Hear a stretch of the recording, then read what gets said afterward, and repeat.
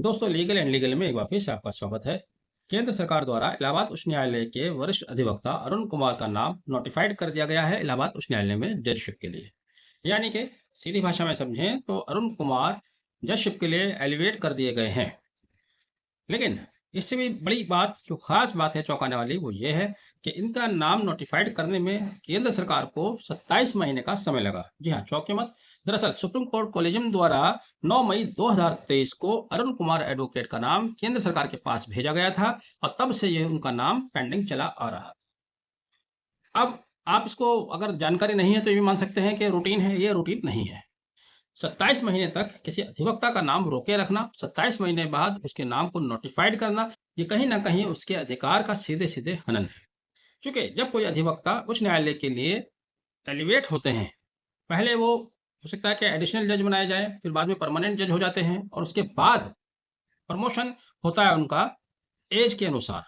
Promotion होते होते वो किसी हाई कोर्ट के चीफ जस्टिस भी बन सकते हैं और हाई कोर्ट के चीफ जस्टिस बनने के बाद जब प्रमोशन लिस्ट में अगर उनका नाम ऊपर आता है तो सुप्रीम कोर्ट भी जा सकते हैं और सुप्रीम कोर्ट जाने के बाद वहां भी चीफ जस्टिस बन सकते हैं।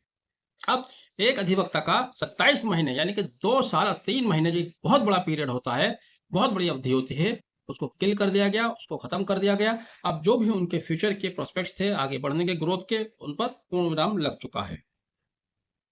अब आप फिर कहेंगे कि ऐसा हो सकता है कि यूजुअल कोर्स ऑफ एक्शन में हुआ हो, तो अब अभी आपके सामने अभी का ताजा उदाहरण आपके सामने मैं रखूंगा। जस्टिस विपुल जैन, विवादित नाम, जिनके नाम को लेकर बहुत ज्यादा विवाद हुआ, जिनके नाम पर कॉलेजियम में सहमति नहीं बनी थी, जिनके नाम पर वरिष्ठ अधिवक्ता इंदिरा जयसिंह ने आपत्ति जताई, जिनके नाम पर पूर्व जस्टिस सुप्रीम कोर्ट के अभय एस ओका साहब ने नाराजगी जताई, जिनके नाम पर सुप्रीम कोर्ट की 5 महिला अधिवक्ताओं ने पत्र लिखकर आपत्ति जताई, उनके बारे में आप देखिएगा। उनका नाम 25 अगस्त 2025 को कॉलेजियम की ओर से केंद्र सरकार को भेजा जाता है। दूसरे ही दिन, एक छोड़कर दूसरे ही दिन, यानी कि 27 अगस्त 2025 को केंद्र सरकार द्वारा उनका नाम नोटिफाइड कर दिया जाता है और 29 अगस्त को उन्हें शपथ दिला दी जाती है।